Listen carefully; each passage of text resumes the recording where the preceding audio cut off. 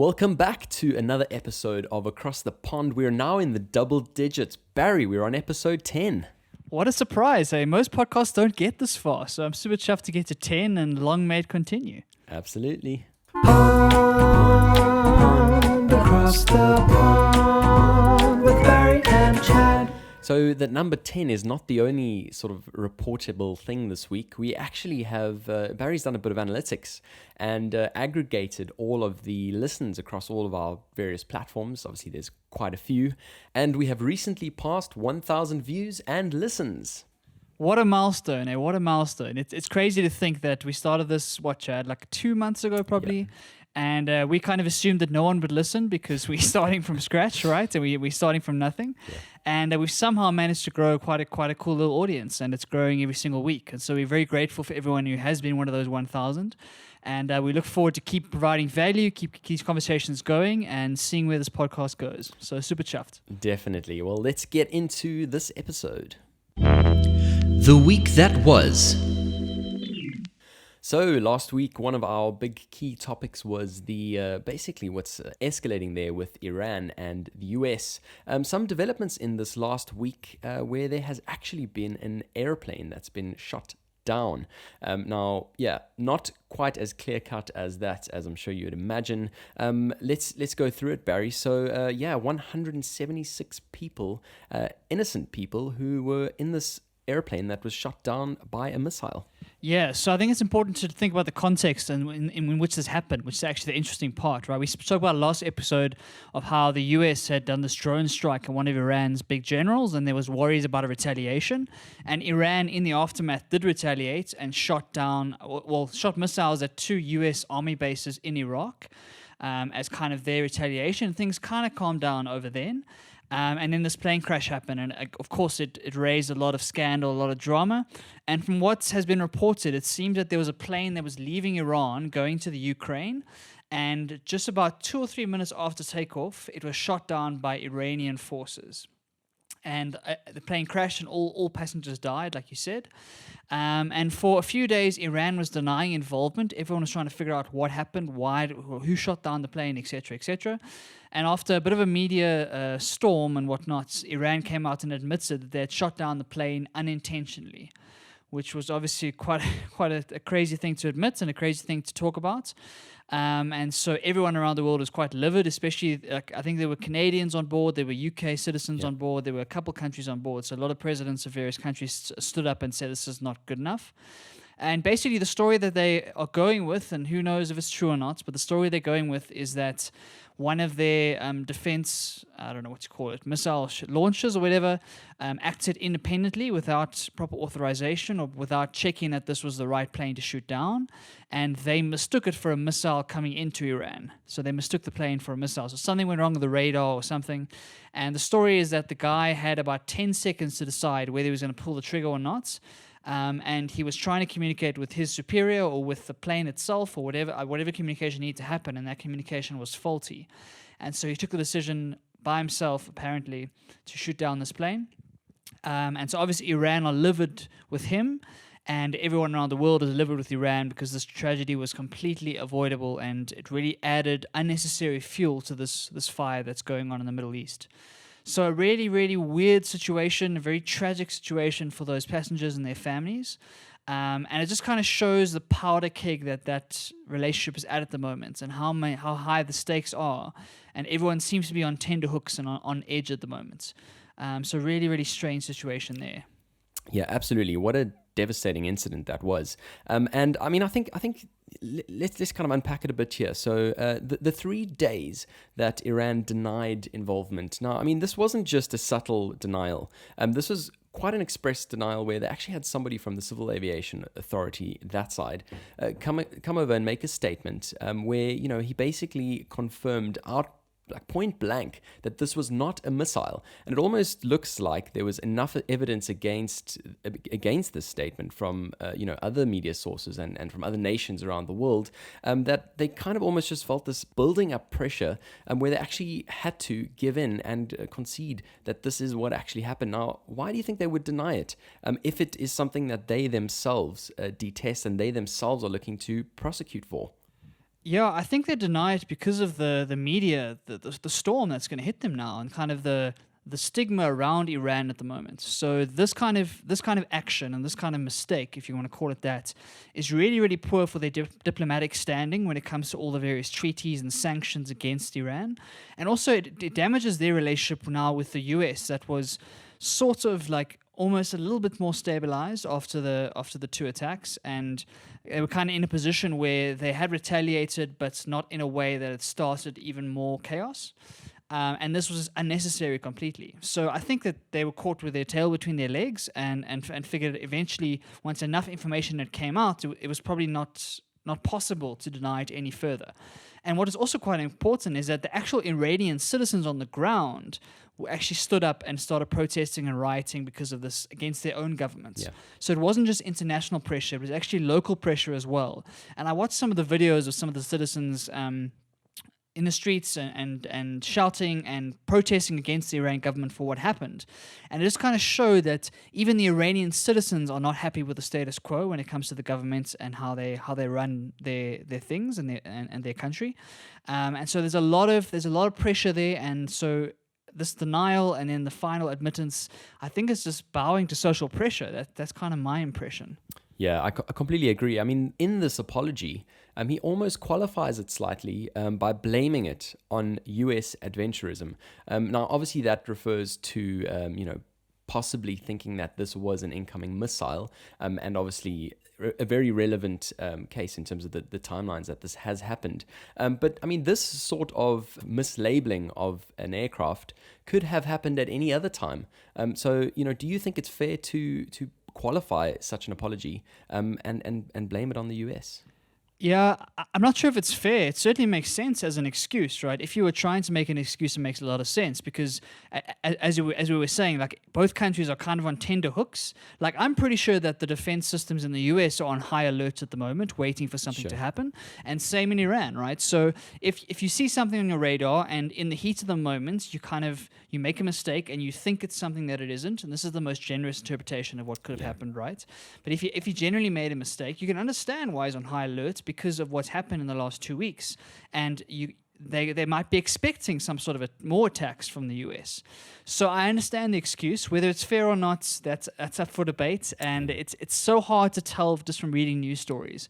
I'm always very, very skeptical and very cautious when looking at news stories and trying to infer motive or trying to infer what actually happened, because you can see that the story they've put out to the media is watertight, and the excuse makes sense, and it all kind of works in how Iran is trying to narrate the situation and how they're trying to spin the situation.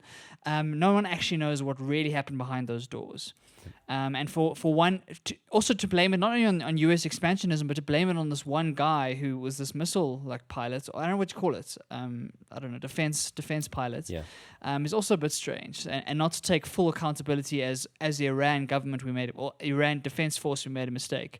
Rather, it's just one missile guy who acted independently. It's a bit strange that for me. Yeah, I mean, regardless of what the truth is behind this, I mean, the actual fact that 176 people are dead is absolutely devastating, and certainly something I don't think the world should just take a glance over. Absolutely devastating event. Now, moving on to something less devastating, but crisis actually. The royal family are in crisis at the moment. A lot of people just look at this and think, it's actually fairly natural that royals at some stage in their progression might want to remove themselves from the institution and go on the private side. But this is actually a huge event. Harry and Meghan have put out a statement that they want to step down as senior royal members, quite a few things behind that. So if we look into kind of the main reasons for this, certainly through the media sources that I've consumed since this has taken place, I believe Meghan didn't want to just be a voiceless figurehead, but there was a bit of contrast there because whenever she did speak up, she received a lot of criticism for it. So you can understand how that can leave a person feeling powerless. So if we look at some of the other things, British media have been treating them badly. Now, obviously, this is really relevant for Prince Harry, who lost his mother on the hands of media and basically an accident that happened in Paris. They are looking to financial independence. Now, this is quite an interesting one because, of course, their lifestyle at the moment is funded through the royal family, and I believe by Prince Charles himself. So this is also an interesting one. And there's also been reports that Meghan Markle has signed a deal with Disney to do a voiceover in one of the projects in the near future. They are proposing that they will be spending their time sort of on a split basis between the UK and North America. And also some other reporters having interviewed Meghan just not too long ago, suggesting that it's potentially after she had a baby that some of these royal pressures and, you know, all of these royal duties going to certain events and all of these types of things, the pressure really started to build. So yeah, this is quite an interesting one. Obviously, the royal palace really quite annoyed, which is why it's also such a big event. Normally, in the royal scenario, we see, you know, no emotion being showed on all sides. It's kind of kept within the walls, kept within the boundaries of the family. But it's very clear that they are not happy about it. There's been a formal statement that has been released by the palace. And of course, there's also been direct defiance here from Prince Harry, who the Queen actually asked to hold off from announcing to the public until there was actually some sort of discussion within the family, and he defied her. He put out that announcement, and also, sorry, there's a lot to talk through here, and also the announcement happened on Kate's birthday. There's also been some back and forth with William and Harry not seeing eye to eye of recent times. And so the timing of this announcement is also seen as quite an interesting one. So yeah, basically from the looks of it, a lot of people saying there's a bit of a loose cannon on the hands, where Harry is, doing all of these announcements, the Queen really not pleased about it. And yeah, in terms of timing, it couldn't have been worse either. Yeah, it's all very strange to me. Like, I must admit, I'm very out of my depth when it comes to the royal family and following all the ongoings and whatnot. But it's been very clear that Harry and Meghan have been the most progressive and the most kind of rebellious kind of royal family members for a while now. And it kind of talks to... half of it feels like celebrity gossip, right? Half of it feels like tabloid stuff. But because it's the royal family, it's got this extra weight and this extra importance because of the importance of the royalty to the UK and to the country as a whole, right? And so it's a very strange situation. I completely understand kind of the box that they must feel they are in, as royal family members. Like, they must feel their lives are very controlled and they don't have much freedom. They don't really have the freedom to raise a family like they might want to. They don't have the freedom to kind of pursue their own goals and their own kind of objectives for life. And you've kind of been born into this system where you've got this role to play. You have to put this royal mask on and be this like perfect idealized person and this perfect family that's going to pose for photos and shake hands and wave and kiss babies and all that good stuff. And I can imagine the kind of the inner turmoil that comes from wanting to do something different. And so for me, I think it's good. I think it's good that they step up and they decide, cool, I want a different life for myself. Yep. And from what I've read, obviously there's a lot of hoopla and there's a lot of chaos at the moment. But from what I've read, it sounds like all the money they want to make, they want to donate directly to charities under their charitable trust. Okay. So I think the idea is they're going to go into professional work and make their own money, so be financially independent from the royal family. But all of that money will go to the various charitable trusts that they've setting up. So they've got a brand called Royal Sussex or Sussex Royal or something, which they've already started making some money on to donate. And so my understanding is that all the money they're going to earn is going to go to various charities that they support. So this is actually, I think it's a good thing. I think it's a step forward for the royal family. I think that they need to be more modernized and more kind of progressive when it comes to how they do things. Otherwise, they're going to become irrelevant, right? And a lot of people have been talking about their relevance has been waning in the last couple of decades. And so if the royalty is going to continue to play an important role in that world and continue to play an important kind of role model for the UK, I think they need to be more progressive. So for me, I think it's a good sign, but I'm sure there are people who are fans of traditional royalty and how things are supposed to be done that might disagree with me.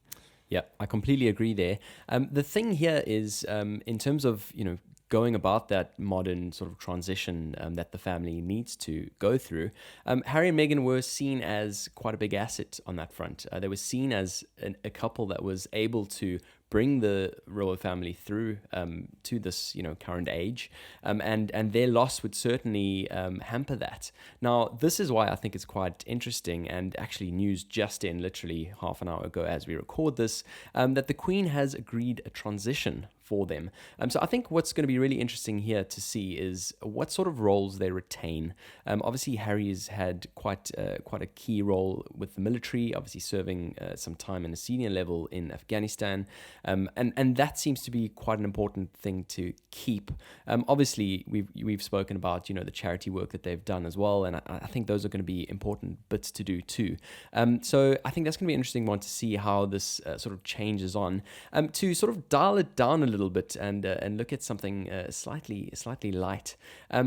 As soon as their announcement came out, Madame Tussauds, the basically museum of wax figures, had an exhibition which I've visited myself of the royal family, and yeah, straight away they removed the wax figures of Harry and Meghan, which I think is absolutely hilarious. Before anything has actually even gone through, before there's been any real discussions on it, straight away they removed the figures, and I have no doubt have increased their visitor numbers in the midst of that. It's a marketing masterclass. It really is a brilliant stroke of marketing. It's definitely, as we're talking about it here, so it's a fantastic piece of marketing for them. I'm sure they're making lots and lots of money from the guys going in to take that photo of the missing figures and sending that to all their friends and around the world. So it's a genius marketer there for that. Yeah, certainly a unique piece in history. Just the final thing I wanted to kind of chat about. So, as you mentioned, their transition into professional life.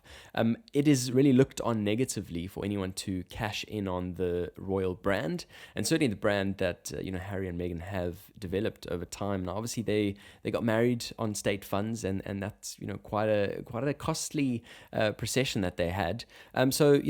So soon after that procession, I think it's only been not even 2 full years, they've come about this move, and in this move to become financially independent, do you think there's a risk that they are cashing in on their royal name, and also in terms of their funding, their own security? Now that's quite a big thing at the moment. Their security is all funded by the state. If you look at the example of Princess Diana, a couple of commentators saying that had she had royal security at that time, that disaster may not have ever happened. So I certainly don't think this is going to be a cheap bill to fit. Yeah, definitely. I think the arguments about cashing in is a bit weak from my perspective, because I kind of see the royal family as cashing in on their brand already, right? Sure. The amount of wealth that they control and the amount of kind of power that they have is purely on the basis of the brand, right? You can argue about what value they add to society and what value they add in a certain like, I don't know, idealistic type format when it comes to setting an example for the British people. But the reality in my mind is that their brand is what carries them forward, and the immense amount of wealth that they keep getting from Parliament and from the tax money and from the endowments and all that kind of stuff is purely based off the brand. Yeah. So for me, I would love to see some of that wealth be transferred to people who really need it and be used for some good. I for one, I worry about those kind of institutions that kind of hoard that wealth and use it for this passing it down generation, just on the basis of your bloodline. So for me, I think it's a weak argument. I think that I hope that you do more with the wealth and do more with the money. I think the royals have a really interesting opportunity here, if they look at it like this, to really change the way that royalty is seen around the world. There's so few monarchs left, right? Most of the monarchs around the world have kind of disappeared, and there's very few left. And you could really set a new precedent for what a 21st century monarchy could look like if you turn all of that power and all of that branding into doing something really good for the world. And that could also be a great marketing ploy for Britain itself and for the UK to kind of work and try and improve their standing and their moral standing after all the colonization that happened in the last 200 years. Yeah. And so I think there's an opportunity here, even though it's a big slap in the face for traditionalists and for the Queen itself. But I think there's an opportunity here, and I'm for one, I'm excited to see what's going to happen. There's certainly going to be lots of drama in the coming months, so we'll have to wait and see what happens. Absolutely. I mean, from these articles that I read, the Queen, to me, doesn't strike me as being somebody who's, locked off to change. If we look at some of the moves she's taken in the past, and certainly even in this move, her only prerequisite was that he resolves this with his father first. And so for me, she wasn't completely shut off to it, but she was rather more concerned that he had the discussion with his father, who I believe wasn't too forthcoming. I completely agree with you. I think it's an interesting one to see how this changes, and an important one and an opportunity. So we'll certainly see what happens there. Moving on to our next story. Now, this one's been developing for some time. We've heard of Debenhams in the UK going through some financial difficulty and hinting at store closures for some time. But now they've actually basically confirmed that they're going to be closing 50 stores. From what I can recall, over 2,500 employees losing their jobs as a result of that. And I think here there's a wider discussion to have in terms of how relevant high street stores are going to be in the future. Obviously, we've seen internet shopping and internet marketplaces develop so quickly over the last few years. How relevant do you think these high street stores are going to be in years to come? Chad, I must plead my ignorance here, in that I don't even know what Debenhams sells. So for the South African listeners, can you give us a sense of what kind of stuff they sell? Yeah, so Debenhams is kind of, for the South African listeners, I would probably compare them most to Woolworths. Now, there's a couple of these types of institutions in the UK where they've got quite a wide range of stuff, predominantly clothing, but of course also jewelry and makeup and, all of those bits as well, including homeware and all of that type of thing. There's quite a few of those types of stores here. We've got John Lewis, there's quite a few others as well. So I think that's probably the best comparison to make. But I mean, that aside, in terms of this wider discussion, what are your thoughts? Yeah, it's the big debate within retail itself. It's probably the biggest retail trend we're seeing, and that's because of the ongoing pressure from online shopping and online interactions. And the fact that online shopping has allowed someone to sit at their house and do all the research online and order something to their door that arrives the next day has kind of really changed the way that people shop. And so the high street stores that used to be kind of the flagship places for people to go and spend their time browsing items and finding the right things for their house or for their closet or whatever the story is, those times are changing. And so a lot of retail stores are having to rethink the experience of shopping and rethink how a shop actually works. And I think a lot of the pessimists who believe that retail is going to disappear have been wrong in that case. I think that the high street stores have actually stuck around for a different reason than we thought. Yeah. And the reason is because of that experience that we talk about, right? A lot of people still do want to feel and touch and try on their stuff before they buy it. Definitely. Not everyone has got into this idea of just ordering it online and kind of sending it back if it doesn't fit. And so that kind of experiential shopping is what has changed. And so the shops that are able to change the way they think about their retail spaces and kind of get rid of the old paradigm and move to this new paradigm, they've stuck around. And the older shops who aren't able to change the way they think about it are going to disappear over time. Yeah. So, for example, I think of a lot of bookstores here in South Africa, and a lot of them have realized that people are buying a lot more books online, not necessarily in the store. So they've started changing pieces of their store to be a coffee shop, or to be a restaurant, or to be a seated area for people to work. So giving different parts of the store to enable people to spend more time in that store for different reasons, and providing an experience that's worth coming to rather than just a bookshop. And so I kind of see the same parallel in the retail space. And so I personally think that the high street stores are probably in the best position to take advantage of that if they are willing to change, because there are those flagship stores.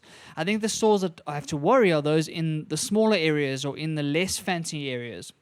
The kind of the second, third, and fourth tier stores where the experience, they can't deliver it because either the margin's not high enough or they don't have the budget to deliver that kind of that high-class experience. So it's interesting to see what's going to happen there. What do you think, Chad? Yeah, I completely agree. I myself, probably one of the reasons for all of those analysts being wrong about the change, even up to date. I still want, if I want something, I want it now. I can't stand to wait a day or two for it to arrive in the post. And I suppose that's typical of the millennial millennial generation as well. We want things and we want them now, which is interesting. But at the same time, a lot more and more people are enjoying and taking full advantage of the benefits of online shopping. I wanted to actually throw onto here a bit of a case study. For anyone not in the UK, there is basically a chain called Argos, where it's kind of a hybrid between online and high street, where they actually have a very, very limited shopfront that essentially has a whole bunch of tablets where you can walk into and order whatever you need. And then they've got a warehouse at the back of the store that you can essentially get whatever you want now, where they're basically using the best, using the best of both, getting that benefit in terms of space and rentals and racking and all of that type of stuff, and also the benefits of being able to pick something up now. Have you ever heard of them, and what do you think of this?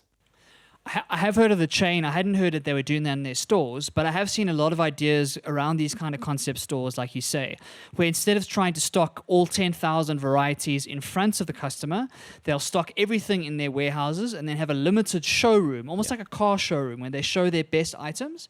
To give you a sense of what is available, but everything is behind the doors so that the actual experience as a shopper is much better. So I think it's a great idea, and I think that's where the top retail stores will have to go, right? And I think, Chad, I remember chatting to you about during our board course back in the day, yes. the idea of having like screens and lots of technology in these storefronts to try and change the experience to something more magical and something more unique. Yeah. I know that Nike in their flagship store in New York have taken away most of their sneakers and have basically have a tablet or an iPad where you can go and design your own sneaker in store. So you pick the shape, you pick the style, you pick the colors, you pick the laces, all of that stuff, and then you click submit, and then it gets made for you and you collect it like the next day or 2 or 3 days later. And so those are the kind of technological experiences that I think are going to come into play, and you can use things like AR, things like VR, things like this tech and screens and whatnot to change the way the shopping is done and, as you say, merge the online and the offline world. And that kind of innovation is what needs to happen. If your store is going to stay exactly the same as it was 10 years ago, you're going to become irrelevant very, very fast. Yes, I do distinctly remember Barry trying to do a virtual reality change room for the project that we had at hand. But you're completely right. I mean, I think as this evolves, as retail evolves, the use of technologies is becoming more and more important. And things like that experience with a Nike store. I have seen some similar cases here in the UK as well. Where you can go in and create a custom set of sneakers, which is definitely very cool. So yeah, we'll have to see what happens there. But hopefully, in terms of all of the high street stores that are closing down, hopefully all of those employees can learn to stay relevant and shift. As the case is, just in terms of their daily lifestyles and financial well-being. Just one more idea there that just came to me. When I was in Berlin a couple of months ago, actually a while ago now, we actually went on a tour of one of the lower income areas of Berlin. And we went with this company that what they were doing was they were taking storefronts that were no longer being able to pay their rent. So they kind of foreclosed on their storefronts, and there was these empty spaces in the middle of Berlin that weren't being used. And what they would go in is they would go in and they would change that space to be used for something creative. So they'd give an artist a residency in that space, or a sculptor, or they would have secondhand clothing stores, or trying to transform those retail storefronts to something that's kind of culturally vibrant and culturally valuable, in place of the empty storefronts because the stores couldn't stay alive or couldn't survive because of the rents going up. So that's another idea when you think about like retail space, that the land that those stores own is worth an incredible amount of money. And so even if they don't keep it as a traditional store, if they're to think about how do I get my brand to be more creative and provide this magical experience for my customers in a way that's completely different to what I traditionally think of as my brand, there could be interesting opportunities there. So, for example, if a Nike decided, cool, we're not selling enough sneakers in the store, what if we turn this into an art exhibition for Nike-related art and do something like that? That can change the entire experience, and you can host events and host all sorts of other things in that space. So it's also a way of thinking about, even if you don't stick with a traditional retail model, those stores storefronts and those physical spaces are still especially valuable. And when you change your mindset around how to use that space, there's a lot of magic that can happen. I just thought I'd share that. 100%, completely agree. I mean, all of these sorts of shopping centers, even without a main anchor store, are going to have footfall coming through because of the restaurants, because of the sort of, other sort of activities like movies and those kinds of things. I think a lot of shopping centers also latching onto the idea of throwing a gym in there. Which I've certainly seen in the UK, and I think for a long time that was, something that wasn't really done. Why would you waste retail space on a prime location for a gym? And now we've seen that happen. So definitely a useful way of getting the best out of that space. Moving on to the next one, Barry. I believe the infamous load shedding is possibly back.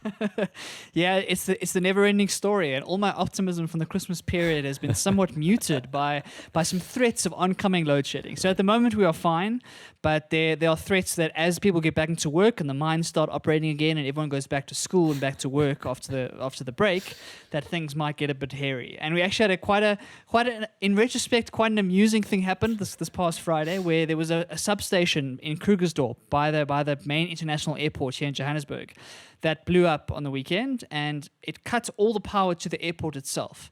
Wow. So I remember going onto social media and seeing these video clips of people trying to collect their baggage with their torchlights on their phone and trying to find the right gate with their torchlight on their phone. It looked like a zombie movie. It looked like a horror movie. Wow. In an abandoned airport. But the airport kept functioning. Apparently no flights were missed. Everything worked. Everything they had to do like manual stuff and all that kind of chaos. But it was quite amusing to watch what happens when you're in this airport that's completely dark. And for those who've never been to the Johannesburg airport, it's quite big as an airport. Like, it's quite difficult if you've never been there before to figure out where you're supposed to go. And so without the lights and without the signage, it becomes even more challenging. Yeah, I mean, the interesting thing there is actually the safety risk. So having worked in retail myself, I actually know whenever there was no electricity in the mall, we would actually close the shop completely, just because of the threat of some sort of violence or something happening. And in a scenario where you're in an airport, I'm sure security on high alert there as well. Definitely. And I'm not actually sure how long it lasted for. I'm assuming that they'd have some sort of backup. I would hope they'd have some sort of backup for an important like building like that. But like you say, like the security risks are serious in those kind of situations. And as South African companies, all these companies now are having to think about plan B, plan C, plan D when it comes to what is their process for when this happens. And so I don't think load shedding's come to an end. I think we're going to have some troubling times over the next few months. And so this is going to come up again and again and again. And as South Africans, we have to try and be as positive as possible and try and run our lives as normally as possible and get around all these obstacles that Eskom puts in our way. I mean, while we talk about that, Barry, have you heard about Love Island? Oh, geez, I have heard about Love Island, and my sister loves it, and so she tells me all about it. Tell me about Love Island, Chad. I mean, the only interesting thing here for me is so basically it started this last week. It started on Sunday night, and it is a British production, one that takes the country by storm every summer and is generally on some exotic location, Mallorca having been the location of choice in the past. But what they kind of wanted to do was throw in an extra season every year. And so they scouted out Cape Town as a possible location for this, and they actually are filming and doing this whole production in Cape Town.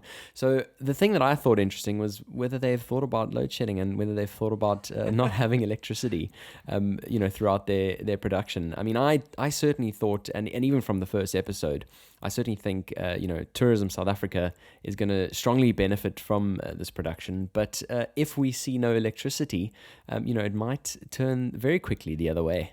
Yeah, you'd hope they've taken some advice from local production companies who understand the challenges of shooting in South Africa. But I think Cape Town's definitely one of the most beautiful places in the world. So I think it's a great choice. And let's hope they do a good job. I didn't even realize they were shooting in Cape Town. That's pretty cool. Yeah, so definitely tune in there, Barry, for all the latest goss. That will not be happening.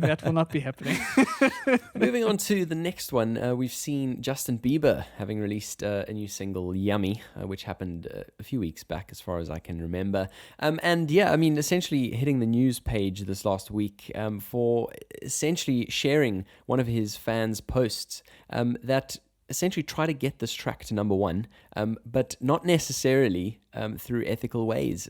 Basically, all sorts of solutions, like creating a playlist that just had the track on repeat and just literally playing the track while you sleep. From that to even creating a VPN so that it looks like these streams are coming from different countries. Very interesting. But the interesting thing here is how he reposted this fan's slideshow. Yeah, I didn't actually see this story, but it sounds typical Justin Bieber. I mean, it's one of those things you come to expect from him. And the ethics of this is interesting because this kind of gaming the system has happened in every media form, right? So this is the first time I've heard about it in music, but I know a lot about it in the book realm, where the New York Times bestseller list is like this huge coveted kind of ranking system. And there've been lots of stories in the past of people gaming that system by buying like 10,000 copies of their book themselves and keeping it in a warehouse to make sure the book gets to number one and whatnot. So I think I'm always a bit skeptical of these ranking systems. And with music, I can assume it's even worse because your algorithms determine like which new listeners are going to find that song. And so you need to get your song up there right to the top so that everyone who is not listening to Justin Bieber will get it recommended on whatever playlist or whatever algorithm they have.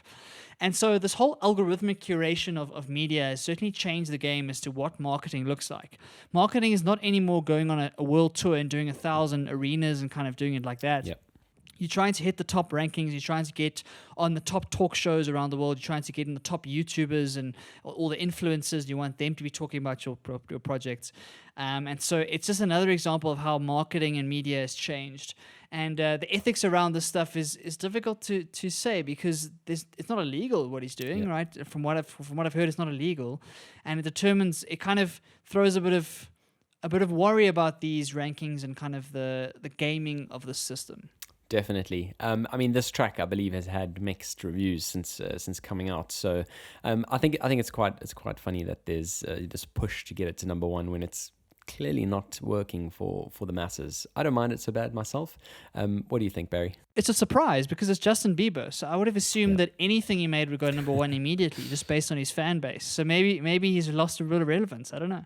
Interesting. We'll certainly see how his relevance develops. Now let's move on to our next segment.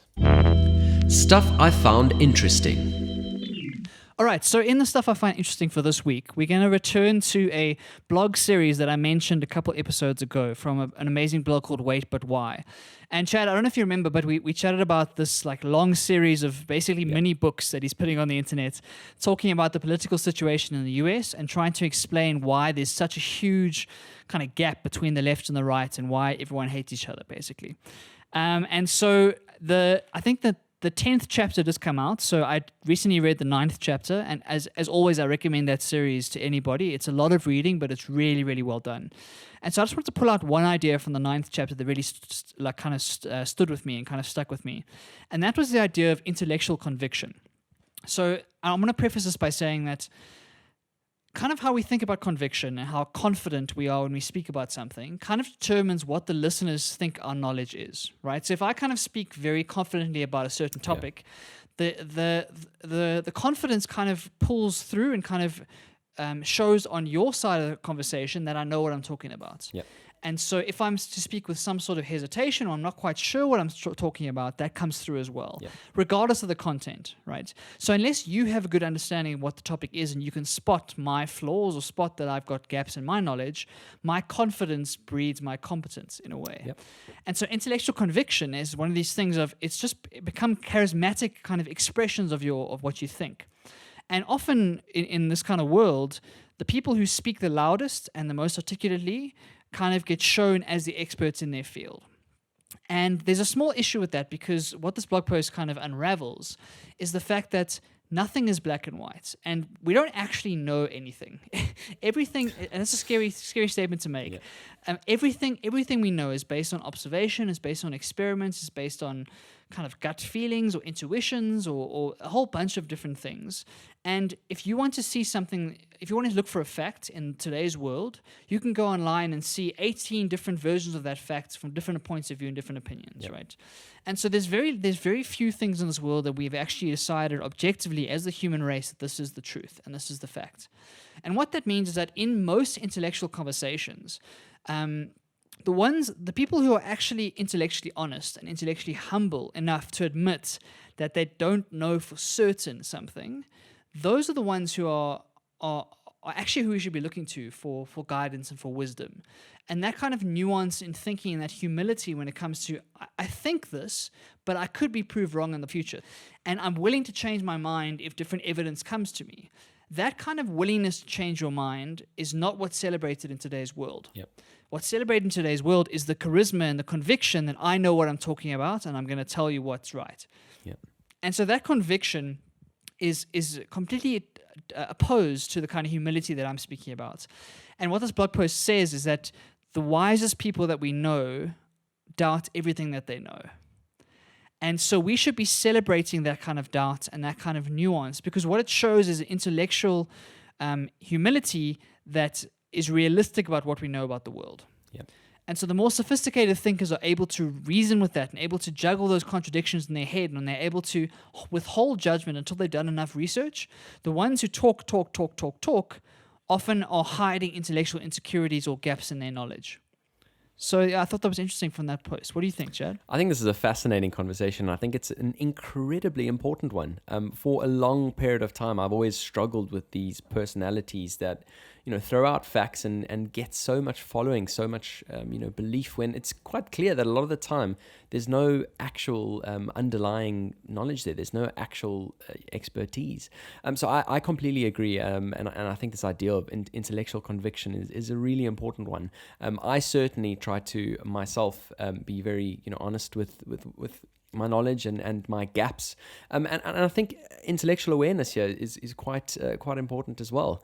Basically, while I was in my articles, did a bit of a training session where there was this phenomenon of the four sort of scales. So are you, and this applies to any particular topic, are you consciously competent, unconsciously competent, consciously incompetent, or unconsciously incompetent? And it's really important. It's really important to have that sort of awareness and to project based on the right one. I think it's a really great blog post, and I definitely need to go and do some reading up on it, because I think we've for far too long just listened to the loudest voices and not actually stripped the contents closely enough. And even more practically than that, I've seen this play out in boardrooms and in meeting rooms in every place that I've worked in the past, right? You'll have a boardroom, say, of 10 people around the room, and everyone's discussing a certain topic. And there's one quiet person in the corner who has the right answer and knows exactly what to do, but is unable to speak up because of all the other extroverts and whatnot around the table. So there's been a little bit of psychological research about the power of introversion and the power of this kind of humility in boardroom situations. But it takes strong leaders who are willing to say, I don't know, or are willing to admit that they're not sure of a certain thing, or are just kind of convinced and want to make sure that everyone is heard around that table. Yeah. So I think in our personal lives, we can take this forward, and at every braai you go to, every dinner that you go to, first of all, be willing to say you don't know something when you don't know it, but have the curiosity then to, once you've admitted that, to then figure out, cool, how can I find out more about this? How can I learn from your opinion? Yeah. And how can I learn from someone who disagrees with me? So if I have this conviction or this belief that I think is absolutely watertight, that's great, and that's an amazing place to be. But the way to think about that is not to then ignore anything against that watertight belief. The idea is, I want to test this idea against the strongest counter-argument I can find. And that means going to someone that you disagree with and saying, where is the hole in my argument? Yep. Point me to the hole. I want to find the hole, because that's how I make progress. Definitely. So I kind of liken it to, instead of sticking your head in the sand and just saying, I believe what I believe because of this X, Y, and Z, be like, cool, that's where I stand today. But I want to make sure that those beliefs are as true as possible. And so I want to expose myself to all the other counter-arguments and make sure that there's no holes that they can poke. And if they can poke a hole, that's not a personal thing. It's not an ego-driven thing. That's a, cool, I was wrong, I didn't realize that, and I can update my opinions. Yep. And unfortunately, not nearly enough people are doing that, because the incentive is to be confident and with conviction all the time. And so it takes kind of a groundswell of people to get rid of that ego and understand that 90% of the stuff we believe is probably wrong, right? Or has probably got places to improve and things to update over time. And if we aren't willing to do that updating, then we're never going to get anywhere as a society. Absolutely agreed. I mean, I even on the sort of other extreme find coming into interactions with people where they have an opinion, but as soon as you start, just asking a couple of thought-provoking questions, it becomes quite clear that they haven't actually thought it through, that they actually don't have an opinion, but they rather are putting one forward just so that they have something to say, which I find really interesting. I mean, you mentioned having conversations at braais, and it was at a braai where I had this, and I did challenge a view. And it became very clear to me that there was, no real thought behind this. So let's be part of that groundswell, and let's certainly test our theories. Let's not take things personally. This is something that I myself need to do a lot of work on, being an extremely sort of sensitive person. But you're right. I mean, I think we need to be able to have those discussions, look at where the gaps in our knowledge come in, and look at where we haven't actually thought of somebody else's perspective. And yeah, I mean, essentially, to develop, we need to have the full picture at hand. And yeah, I agree with you there completely.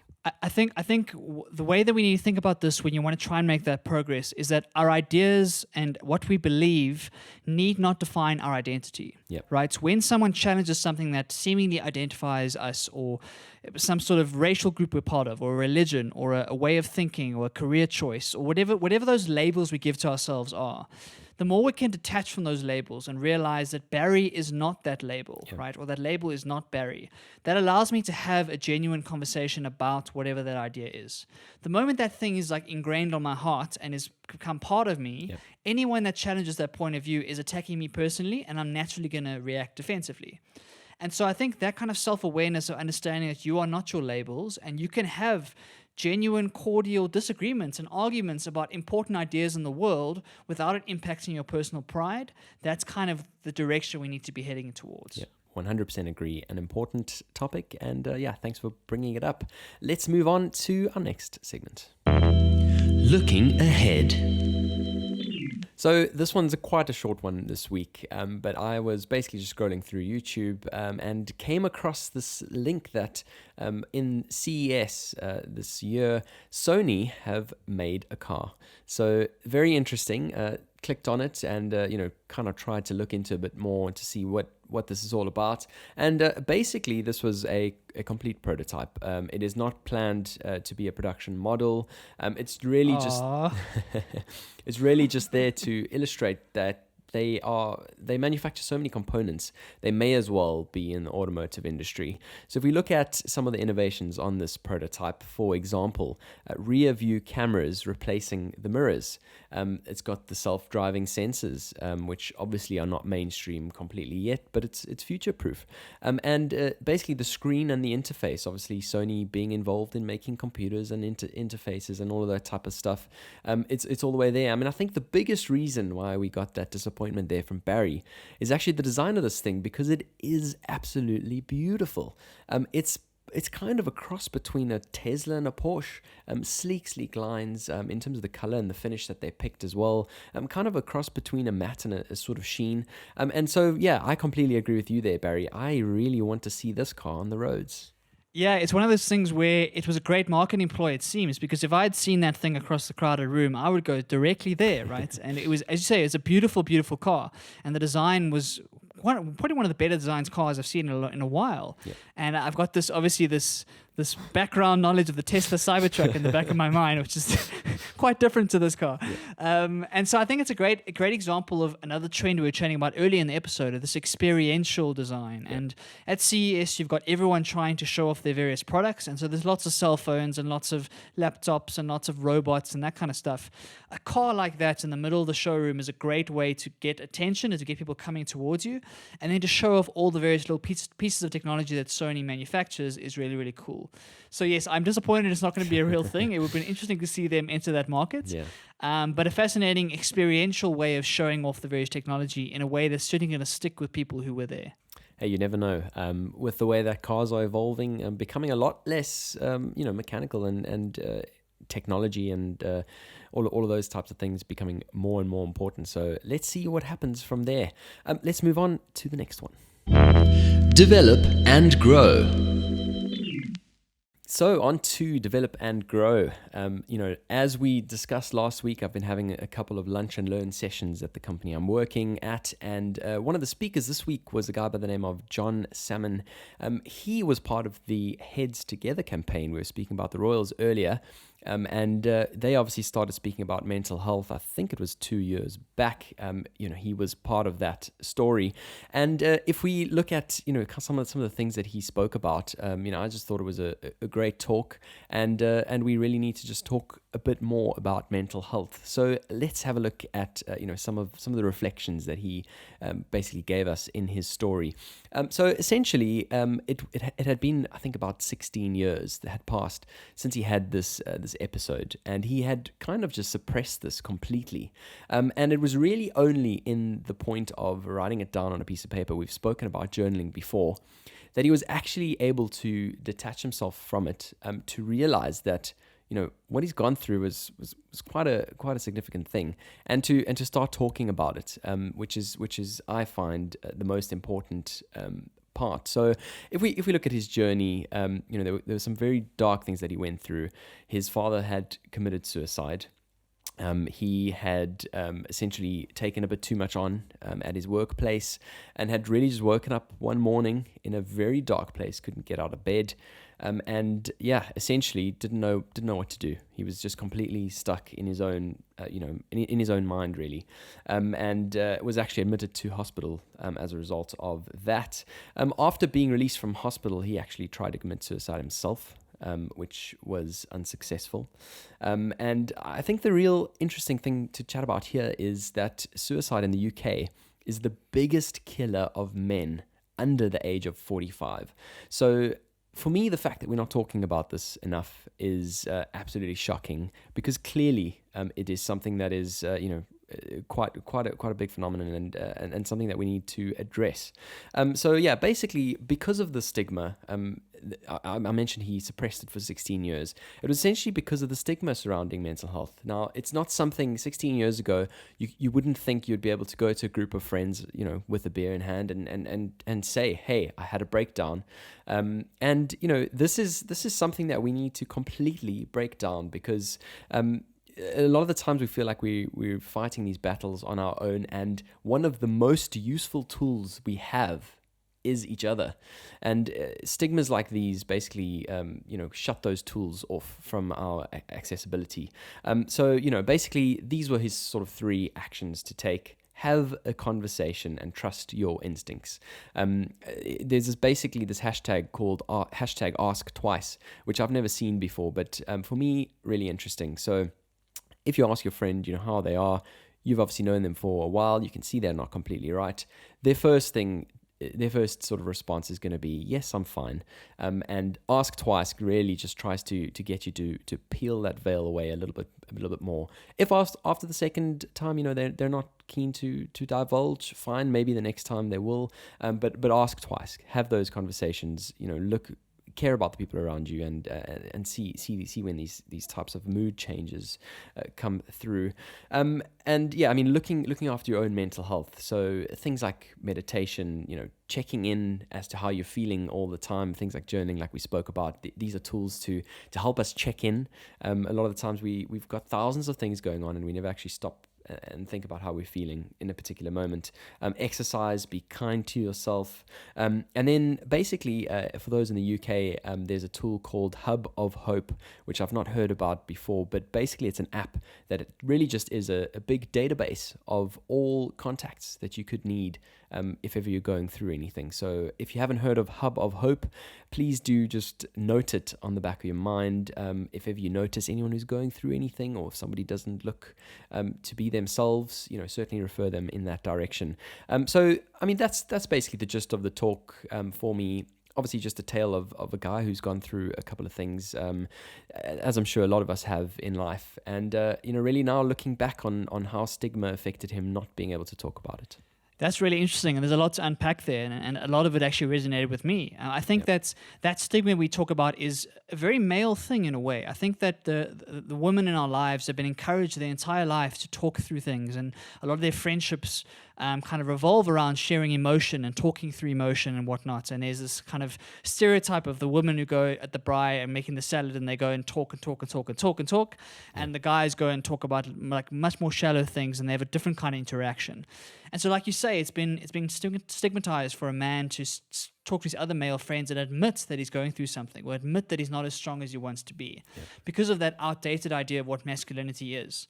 And so we've seen over the last kind of 5 or 6 years, I would say, this change around what modern masculinity actually means.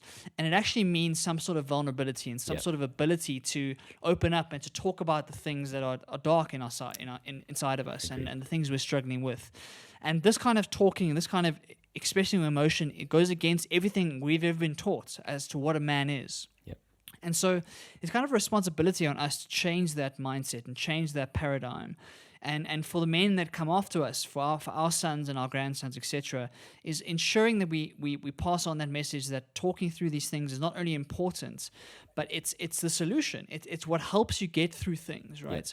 Your own brain is such a dark place sometimes, and if you only leave it in there and you expect to outthink yourself, you're not going to work. You're going to get into spirals, and your brain is amazing at finding evidence of negative things if you're looking for negative things, right? Whereas if I'm able to speak to a friend who knows me well, and I can talk through things, or I can talk with a therapist, or I can write about it or journal about it, it gives me that ability to see things for what they are and not what they're not what's in my head itself. And so that stigma is changing slowly, but it needs to change faster, I would say. Like you say, suicide is such a crucial issue to be talking about right now, and it's one of those things that we kind of ignore because it's so taboo and it's difficult to talk about. It's difficult to talk about those kind of issues. And kind of like we chatted about with Me Too in one of the previous episodes, the more light we shine on these taboo issues, the better it can be. So the more opportunities we have to see role models speaking out about things they've struggled with, see role models, or not even role models, but seeing friends of yours admit to each other that they're going through a tough time and are looking for help, all of a sudden that creates, I'm going to use the term groundswell again, of a new type of masculinity and a new type of humanity that comes when we put our ego aside for the moment and we admit that we're not as strong as we think we are. 100%. Such an interesting one, and such an important one. I definitely think we need to also start thinking about our friendships and the value that they give to our lives. And if you don't feel like you could have a conversation with a particular person, I think now that we're starting to talk about things a lot more, I think it might even be time to look at that friendship and try and maybe surround yourself with people who you can be a lot more honest and open with. Obviously there's different tiers of friends. I'm not saying that you need to at the water stand at work give your whole life story. That's not it here at all. But I think it is important to know who it is that you can confide in, and for me, I definitely know myself, having also had a couple of difficult times in the last sort of year or two. I definitely know that being able to have a couple of discussions with some friends has been a massive help, and has certainly helped me sort of get out of it. So yeah, I definitely agree with you there. I think we need more of these movements in the right direction, and mental health. Just because we are all quite open to the idea of exercising and caring about our physical health, sleeping well, eating right, all of that type of thing. I think for a long time we have, just looked over something that is equally important, which is mental health. Looking at our internal dialogue, looking at how it is that we're feeling. I think it's great that it's getting a lot more press. So on that one point of being kind to ourselves, it kind of made me think a little bit, and especially since moving over to the UK. Now, I have personally always done this, but I definitely noticed that in the UK it's a lot more of a thing, and that is for every single set of possible circumstances saying sorry, which I don't know why we do it too much, but it's that internal dialogue that I'm fairly sure, I'm definitely no professional in this, but I'm fairly sure has ramifications and is sort of intensified the more we do it. Yeah, it's something that I find it quite amusing that it's this habitual thing we've got into, a lot of us, where we almost we are proactively apologizing even when we haven't done anything wrong, right? So if something comes out not the way we want it to, or we think we've overstepped the mark a little bit, or we get a certain facial expression from somebody else, and we will proactively apologize because we want to avoid conflict at all costs. And I think there are times, obviously, to apologize, and apologies are a very important part of society, and to admit when you actually have done something that's actually wrong. But when you're doing it habitually and out of a regular routine, what I think you're actually doing is you're apologizing for your kind of your status and your being in that moment. I have this vivid memory of I went to a public speaking course a couple of years ago. And the one thing the guy really stood out for me was he said that a lot of speakers will stand up on stage and their body language and everything will just show that they are apologizing that the people about to listen to them have to now listen to them for the next 10 to 15 minutes. And so that body language of, oh, I feel nervous, I feel insecure about myself, therefore I want to apologize already because my speech isn't going to be as good as you think it's going to be. That kind of attitude is what we carry into our normal day lives. And so some sort of self-confidence and self-esteem to be able to say that I'm valued and I deserve to be here and I want to stand and be present in the situation, and I'm going to make mistakes and I don't have to proactively apologize for things. I think it's a good way of trying to interrupt your patterns and think carefully about being present in that moment and not trying to think what the other person is thinking about you, right? I find that I say sorry when I'm already creating a story about what I think is going on in the other person's head about what I've just said or what I've just done. Definitely. And that often is way off the mark, but I'm just trying to protect against that hurt that if they're going to be offended by what I say. Absolutely. And so, in an overly politically correct world and a very, very like safe spaces, and the far left is getting all sorts of things wrong at the moment. We need to be more careful about that word. It holds so much power if we use it effectively. If we overuse it, it becomes a tool of poor mental health. Completely agree there. I mean, just in terms of how we use it just habitually, it is crazy. I mean, if you think about sending an email and the first line is "sorry for the delayed response," you're straight away drawing attention to the fact that it's late. And secondly, you're apologizing off of the bat, and that straight away casts doubt on your confidence and ability and all of those types of things. So instead saying something like, "Thank you for giving me time to review," is a completely different way of saying it, and has completely different ramifications. Now, a lot of these inferences that we make in our mind, like you mentioned with the body language of the speaker, is something that you don't even realize is happening, but subconsciously everyone is reading it. Everyone is privy to this. Everyone is seeing it. And I think your point of esteem and self-esteem is an important one. And certainly I am definitely guilty of apologizing where it's not necessary at all. Clearly that is the esteem showing itself on the outside, and definitely need to do some work to fix that. So let's move on to our question from a listener. What's on your mind? Hey gents, a quick question for you guys, something I've been thinking about quite a bit lately. When it comes to mental health and mental wellness, it's gone mainstream and the bubble has popped. People are talking about their issues, whether it's depression, anxiety, or even worse, towards bipolar, all those sorts of things, which is great. That people are more comfortable, that they don't feel ashamed and are able to talk about these things. But similarly to the health bubble, health and wellness and fitness, in the last 10 years, everybody's had their own diet, and there's so many different types of diets and ways of eating, and everybody who has their own swears by their own. And the same thing seems to be happening when it comes to therapy and how we alleviate mental issues that people are struggling with. So I saw an Instagram post of a lady saying that she just needs to see you for one session for 30 minutes. You don't need to go to a psychologist or a psychotherapist for years on end, for hour sessions at a time. And so the market seems to be getting very competitive in terms of, the commoditization of mental health. And I just want to see, what are your thoughts on that? Where do you see that going in 2020? Keen to see your thoughts. Great. So thanks for your question, Ray. Yeah, I mean, I think this actually fits in perfectly to our current episode, which is obviously, we just spoke a little bit about mental health a few seconds ago.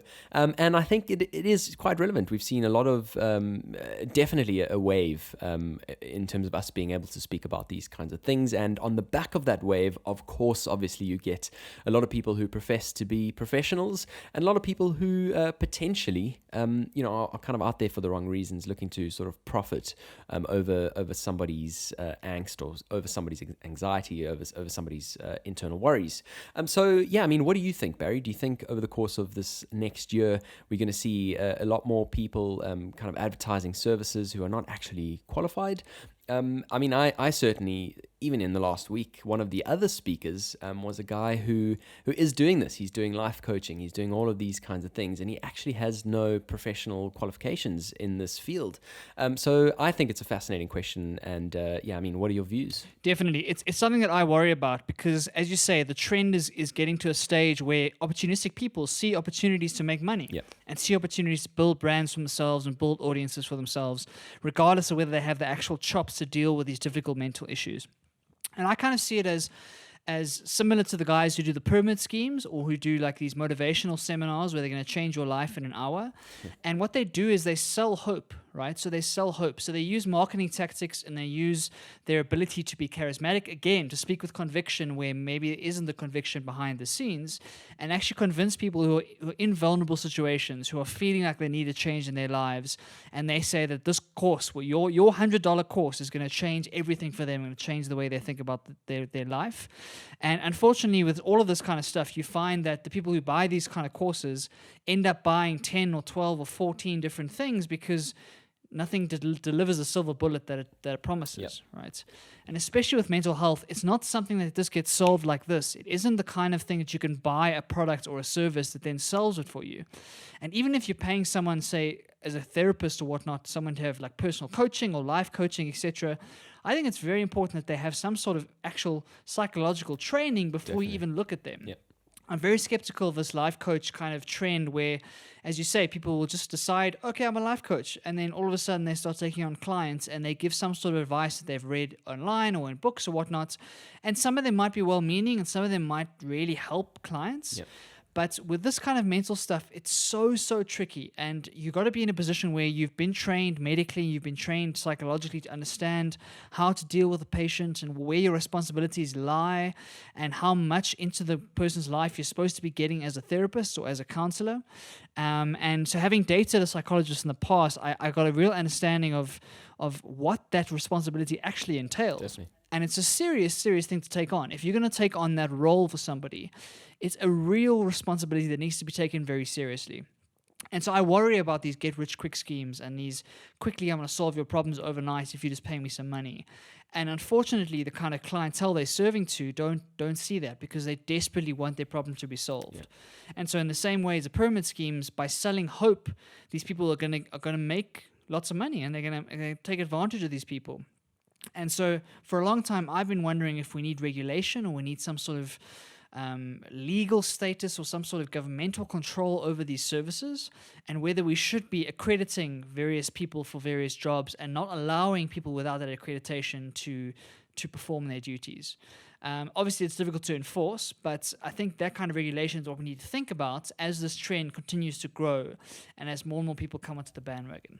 Completely agree. I mean, in terms of enforcing it, I definitely agree it'll be tough to enforce, but it's one of those where, a society needs to kind of form, and only when it is as well known as, some of the other big ones like the healthcare, law, ours in terms of accounting as well, when that society is well established and well known, people who are thinking about going and spending time with these individuals do make sure that they themselves are happy that they have those accreditations, and this is definitely not to try and set up a body that is just there to collect members' money unnecessarily. This is something that's there for the right reason. Like you said, it's quite a key role. A really important role that somebody's confiding all of their insecurities into a particular person, and I think like you said, some sort of qualification should definitely be the the first port of call there. So yeah, I completely agree. Hopefully we don't see too much opportunistic measures online. But if you yourself are going through anything, certainly make sure that whoever you speak to, if it is in a professional sense, if you're paying someone, definitely make sure that they have the right background and have sufficient experience and qualifications to actually give you that kind of advice. And also, more so than just qualifications, make sure it's the right fit for you. Yeah. So if you go into that environment and you go for 1 or 2 sessions and something doesn't feel right, your gut doesn't feel right, change, right? Yeah. Find someone that really fits you.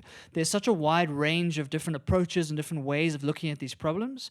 And so don't think that the first therapist you go to has to be your therapist for life, right? You can decide at any time to go and change it up.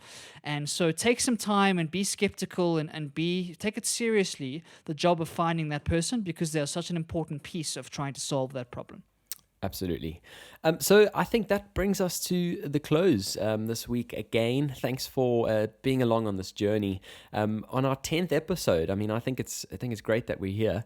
I know it's such a small number, but if you actually think about all of the things we've discussed in these 10 weeks, it's quite a massive task. And actually, we kind of hinted at our YouTube channel of Across the Pond Clips, which is slowly content is starting to be released there. But this is when I actually realize how much it is that we've covered over these last 10 weeks. When we actually split these out into separate clips, don't you think we've come quite a long way already? Yeah, and that's what I love about this thing, is that the wide-ranging subject matters have been really interesting for me, and it's really pushed me to think about different things. And we hope that if you're listening to this right now, you're also being forced to think a bit outside the box and about things you necessarily might not have come across before. Yeah. And that's our objective here, is to expose everyone to ideas and thoughts and debates and interesting things happening in the world that are outside of your traditional kind of news stories and traditional ways of thinking. And so we hope that's the case for you. It's certainly the case for me, and I think I speak on behalf of Chad as well. Definitely. We're learning a hell of a lot during this, and so we intend to keep doing this for as long as we can. And so if you're enjoying this, we really appreciate you having on board. And if there's a friend of yours that really enjoys this kind of stuff, please send this to them. Like, send them a note and recommend us to them. We'd love to grow our audience and be able to reach more people and learn more about each other. Absolutely. Couldn't have said it better myself. Thanks for tuning in to episode 10. This was Across the Pond. Across the pond with Barry and Chad. Ready when you are, Mr. Sturdy. Cool. And we have recently passed 1,000 views and listens. Sorry. What is... let me start this again. I'm going to get into this episode. Hopefully not do this again. This definitely. Basically, from the talks that. Sorry, let's just start again there. By that store. Yeah. Excuse me. Do you want to redo a part of that if you want? Yeah, all good. This was me last week. Yep. I just need to close the door here because it's raining in here. Oh, go for it. I literally thought I was gonna Mary Poppins blow away today, and my umbrella actually just got destroyed. Absolutely miserable. Yeah. Technology as it was 10 years ago, you're going to become irrelevant very, very fast. Definitely agree. My camera just threw off.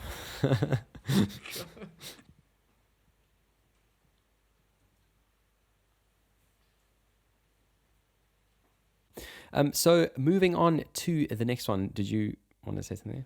I had one more idea there, cool, but I don't. Cool. It's a bit tangential. Yeah, no, definitely. And so I think that's. Sorry, I thought you're done. Carry on.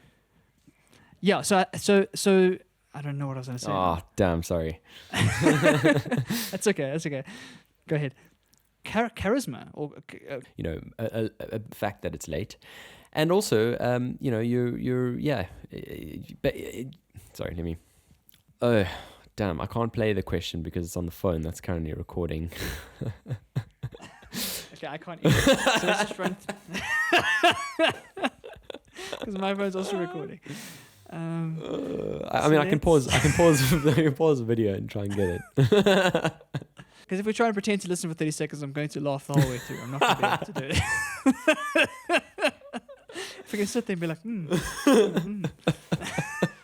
Here's what I'll do. I'll play one of the voice notes from last week. Play anything. Play yummy. So you're gonna be nodding your head to yummy, are you? Okay. For you on the topic of technology, and it's to do with mobile phones. Should I pause the video and get the actual? But it's 3 minutes though. Another idea I had was maybe you want to put a graphic of a waveform during the question. So like a Good idea. The topic of technology, and it's to do with mobile phones. So if you have a look at where mobile phones first started and where they are today, there's been massive advance. Sorry. I don't know why I find this so funny. I told you. Oh, shit. Okay, we don't need to do this. If we do the waveform, we don't need to do this. You mean replace us completely? Replace us completely with a blue screen with a waveform on it. Great. Now we're on the same page. Definitely that sounds fantastic. I mean, yeah. Sorry, let me start again. And that's us. Hopefully this camera recorded the whole thing. Yes, it did. What a win.